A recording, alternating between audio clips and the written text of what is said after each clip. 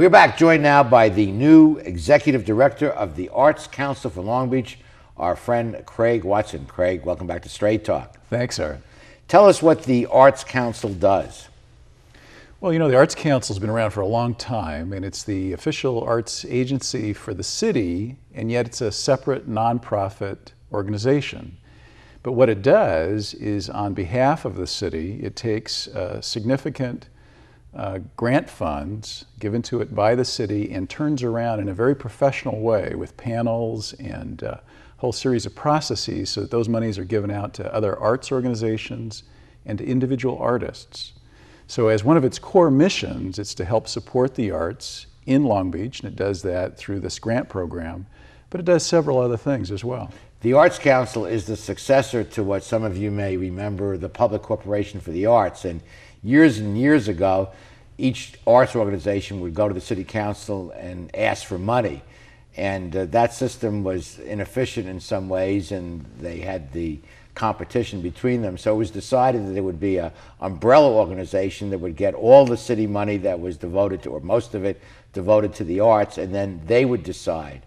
So organizations such as Musical Theater West, International City Theater, Long Beach Museum of Art, and others get money through the Arts Council. Right, and just to be clear, we don't decide, but a series of panels of professional arts people, professional leaders in the community who make up a professional review panel, they decide.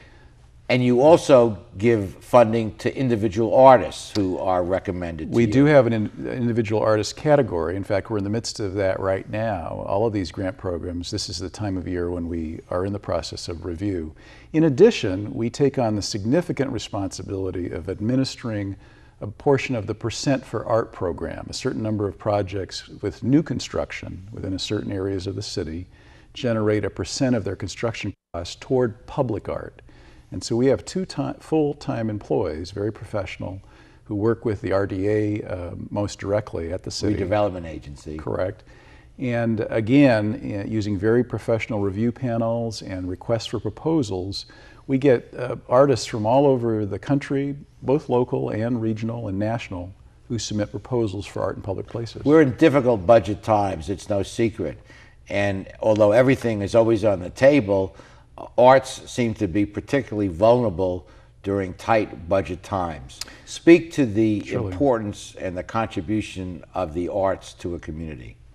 Well, in a city as large and I would argue as sophisticated as Long Beach, I don't think there are many who would argue that the arts are unimportant. Arts are part of why we define Long Beach as a unique place. Think about the variety of arts activity that you know about art here in this town, and think also about what it means to many of our special cultural communities, whether it's the recent naming of Sophilene Shapiro in the Cambodian community was just named a Heritage Fellow by the National Endowment for the Arts, the highest honor that can be given an individual artist by our nation's federal agency, saying that her work with Cambodian traditional dance is worthy.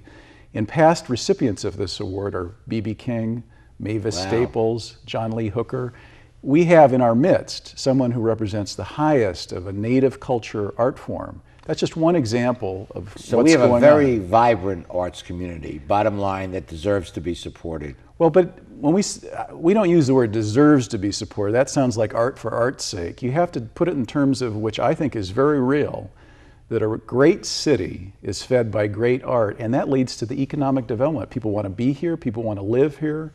Richard Florida, you may remember, came and spoke about the creative class. He's written many books on this, and he talks about talent, tolerance, and technology being key to a city that is vibrant and attracts people who want to live here, come here. So there's an economic payoff. Absolutely. In fact, later this month we'll be releasing some figures about the tremendous economic impact that the arts has on Long Beach. And I know, and we just have a minute or so left, Craig, that you've been drafting a strategic plan that will be presented in the months to come.